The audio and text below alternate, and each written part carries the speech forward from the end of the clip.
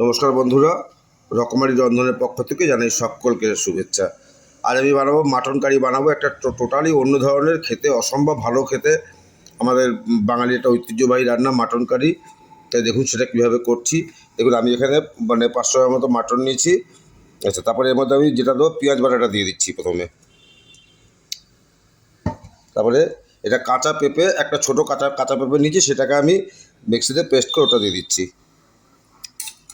আচ্ছা, এখানে কাঁচা লঙ্কা, আদা, রসুন আর টমেটো এটা আমি একসঙ্গে পেস্ট করে নিয়েছি। একটা মাঝারি সাইজের টমেটো নিয়েছি, আর 7টা মতো কাঁচা লঙ্কা নিয়েছি, 1 ইঞ্চি আদা নিয়েছি, আর 20 কোয়া মতো রসুন নিয়েছি। ওটা আমি পেস্ট করে এর মধ্যে দিয়ে দিচ্ছি।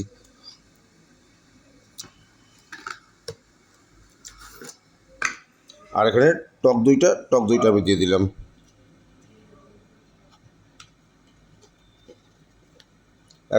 ছোটো 1 চামচ জিরে গুঁড়ো দিলাম, সরি ধনে গুঁড়ো দিচ্ছি, ধনেটা কমই দিই। আর বড় 1 চামচের জিরে গুঁড়ো দিলাম।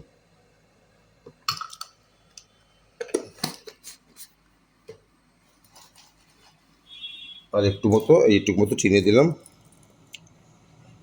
আর এখানে হাফ বাটি মতো সরষের তেল দিলাম। এভাবে করে দেখবেন কত সুন্দর জিনিসটা খেতে হবে। এখানে 1 চামচের মতন লবণ দিলাম।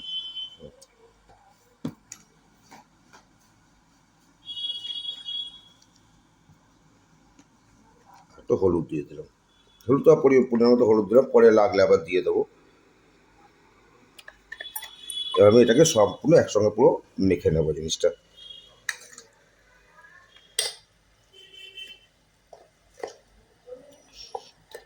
সুন্দর করে মাখতে হবে।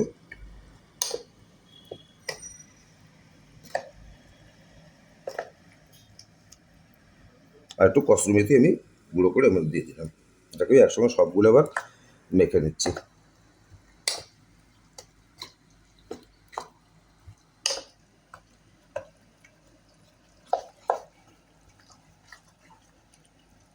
পাঁঠা মাংস খেতে কে না ভালোবাসে।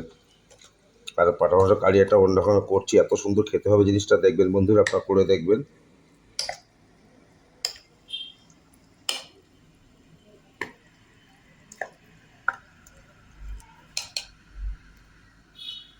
দেখুন তো আমার একটা মাংসটা পুরো মাখানো হয়ে গেছে। এখন আমি এটাকে ঘন্টা 2 ম্যারিনেট করে রাখবো। তারপরে আমি রান্নাটা করে আপনারা দেখাচ্ছি। অত্যন্ত সুস্বাদু একটা জিনিস হবে, খেয়ে করে দেখবেন আপনারা। এটাকে আমি এটা আবার ঢাকা দিয়ে রেখে রেখে দেবো এটা।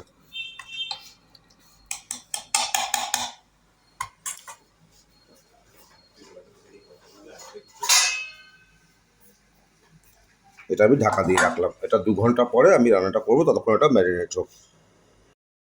দেখুন বন্ধুরা, কড়াইতে আমি তেলটা বসিয়ে, তেলটা গরম হয়ে গেছে। এবার আমি আলুগুলোকে ভেজে নেবো।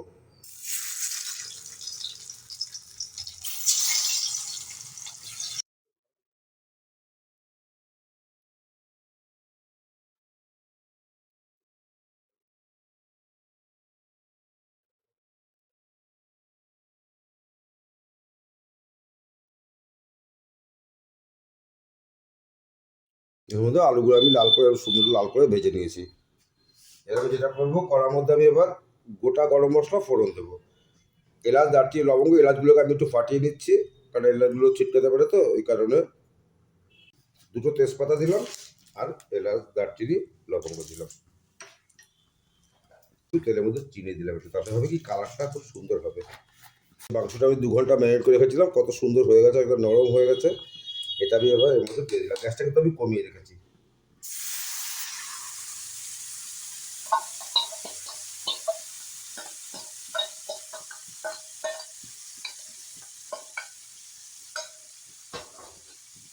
এখন আমরা এটাকে সুন্দর করে কিন্তু কষাতে হবে।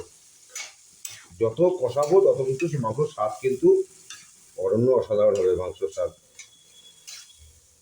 খুব করে এটা কষাতে হবে। আমি তো কিচ্ছু দিলাম না, সব কিছু আমার দেওয়া হয়েছে। দেখে তখন দেখালাম আপনাদের, সব দেওয়া হয়ে গেছে। ঢাকা দিয়ে কষাতে হবে জিনিসটা। ঢাকা দিয়ে রাখছি, আবার 5 মিনিট হবে, এর উপরে করে জিনিসটা দেখাচ্ছি আপনাদের। বন্ধু 5 মিনিট মানে নেড়ে আবার 2 মিনিট ঢাকা দিয়ে রাখলাম, এরকম করে কিন্তু মাংসটা পুরো কষাতে হবে। দেখুন দাদা পুরো মাংসটা পুরো তেলটাই ছেড়ে দিয়েছে। এবার আমি জলটা দেবো। জলের ব্যাপারটা দেখুন, আমি একটু চা পাতা দিয়ে জলটা করেছি, সেই জলটা আমি দেবো যাতে কালারটা খুব সুন্দর আসে।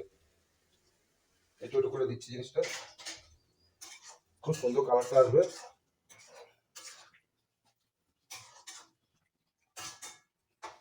গরম জলটা করে নিচ্ছি, সেটাই আমি দিচ্ছি কিন্তু। লবণ দিয়েছিলাম, সেটা মাথায় রাখতে হবে। আলুটা আমি পরে দেবো। আলুটা দেখুন কি সুন্দর কালারটা আসছে। এবার আমি আলুগুলো দিয়ে দিচ্ছি।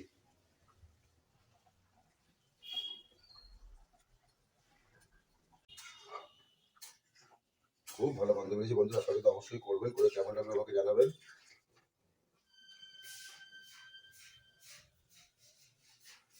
গরমটা আরো একটু হবে। দেখুন বন্ধু, আমি গোটা গরম মশলাটা বেটে গেছে, সেটা আবার দিয়ে দিচ্ছি এবার।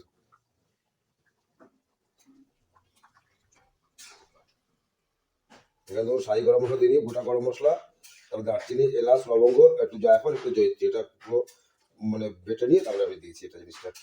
তারপর আলাদা একটা অন্যরকম স্বাদ এসছে এটার মধ্যে। দেখুন বন্ধু, রান্নাটা আবার কমপ্লিট হয়ে গেছে, আমি নামিয়ে নিয়ে আপনারা দেখালাম কত সুন্দর কালার এসছে। মানে খুব ভালো গন্ধ বেরিয়েছে, খেতে তো ভালো হবেই অবশ্যই বন্ধুরা। আপনাকে তো করবেন, করে কেমন লাগলো আমাকে জানাবেন। ভালো লাগুক খারাপ লাগুক সব রকম ভাবে কিন্তু আমাকে জানাবেন। এটা রবিবারে স্পেশাল করলাম জিনিসটা, মানে অত্যন্ত সুস্বাদু খেতে হবে এবং খুব ভালো গন্ধ বেরিয়েছে। তাই বন্ধুরা সকলে আমার পাশে থাকুন, আমার চ্যানেলটিকে সাবস্ক্রাইব করুন, আর লাইক করুন, অনেক অনেক শেয়ার করুন, এবং প্লিজ আমাকে এগিয়ে যেতে সাহায্য করুন। সকলকে শুভকামনা জানিয়ে আজকের মতো শেষ করছি। পরে ভিডিও দেখা হবে বন্ধুরা, নমস্কার।